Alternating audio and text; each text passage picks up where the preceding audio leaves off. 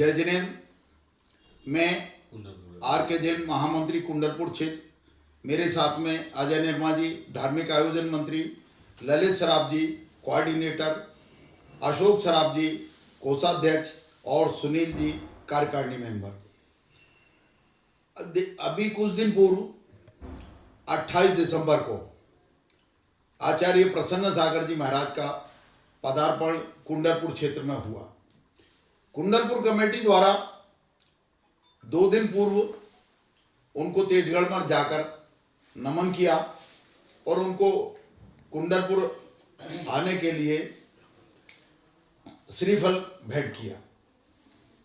उनका 28 दिसंबर को जब कुंडलपुर क्षेत्र में पदार्पण हुआ तो पूरी कमेटी उनके पदार्पण के लिए उत्साहित थी और बड़े हर्ष के साथ में उनका कुंडलपुर क्षेत्र में स्वागत किया गया। कुंडलपुर क्षेत्र में कभी भी संतवाद और पंथवाद हावी नहीं रहा है। अभी कल 29 दिसंबर को एक वायरल हुआ मैसेज, अंतरमना के नाम एक शाम, बांसवाड़ा ग्रुप द्वारा भजन संध्या का कार्यक्रम 31 दिसंबर को रखने बाबत एक पंपलेट वायरल हो रहा था। यह पंपलेट है जो कल 29 दिसंबर को वायरल हुआ। इसमें स्पष्ट लिखा हुआ है कि एक शाम अंतरमना के नाम भजन प्रतियोगिता, भजन संध्या कुंडलपुर बड़े बाबा की नगरी में। चूंकि कुंडलपुर में अनेक वर्षों से 31 दिसंबर की रात्रि में एक भजन संध्या, कवि सम्मेलन या कोई एक बृहद कार्यक्रम रखा जाता है। यह पूर्व से चलता आ रहा है और कुंडलपुर कमेटी ने इस बार एक पनागर की नाटक टीम द्वारा एक बहुत सुंदर नाटिका, शहीद देश की स्वतंत्रता में अपना योगदान देने वाले अमर शहीद जैनों के नाम से एक नाटिका तैयार की है। उस नाटिका का मंचन होना था। जब यह वीडियो पंपलेट वायरल हुआ तो संघपति श्रेणिक दोषी जी से बात की, उनको बताया कि क्या आपके संघ में कोई भजन संध्या का कार्यक्रम रखा गया है।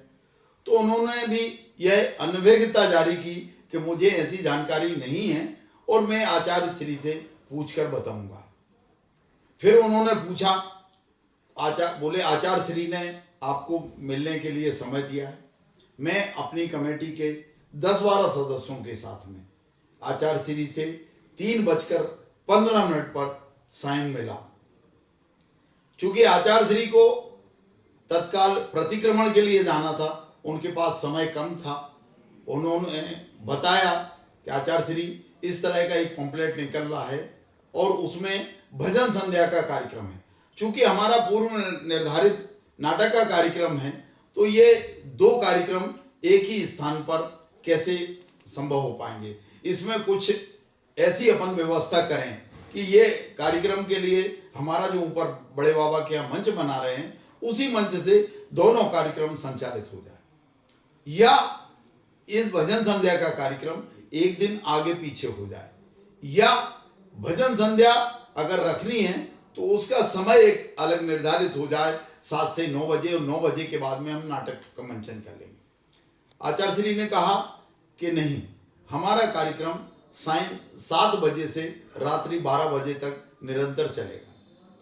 तो जब यह बात हुई तो हमारे कमेटी के जो धार्मिक आयोजन मंत्री हैं उन्होंने यह कहा कि आचार्य श्री 2 कार्यक्रम एक साथ कैसे हो पाएंगे, पब्लिक 2 जगह बढ़ जाएगी और दोनों कार्यक्रम में व्यवधान भी आ सकता है। तो आचार्य श्री को चूंकि समय नहीं था तो उन्होंने ये कहा कि तो ठीक है, और वह उठकर चले गए, प्रतिक्रमण करने चले गए। कल आज सुबह 30 तारीख को हम लोगों को यह संदेश मिला कि आचार्य श्री ने बड़े बाबा के दर्शन करने के उपरांत विहार कर दिया। तब हम लोगों को बहुत खेद हुआ कि एक साधु हमारे क्षेत्र में आया और हमसे ऐसे क्या अपराध हो गया कि उन्होंने यहाँ से बिना आहार किए हुए विहार कर दिया। चूँकि कल उनका उपवास था, हम लोग पूरी कमेटी के साथ उनसे निवेदन करने हटा में वो पहुँच गए थे। यहाँ से विहार करने के उपरांत उनकी बरखेड़ा में आहारचर्या संपन्न हुई। बरखेड़ा में पूरी कुंडलपुर कमेटी, कुंडलपुर क्षेत्र के लोग, पटेरा के लोग सभी ने उनको पड़गाहन कर आहार दान दिया। हमारे मन में किसी तरह का कोई भेदभाव नहीं था। उसके बाद जब यह मैसेज पूरे हिंदुस्तान में वायरल हो रहा था कि आचार्य श्री ने किस कारण से कुंडलपुर से बिहार कर दिया, तो हम लोगों को भी खेद हुआ और वह हम लोग आचार्य श्री से क्लियर करने हटा पहुँचे। हटा में आचार्य श्री से हम लोगों ने बताया।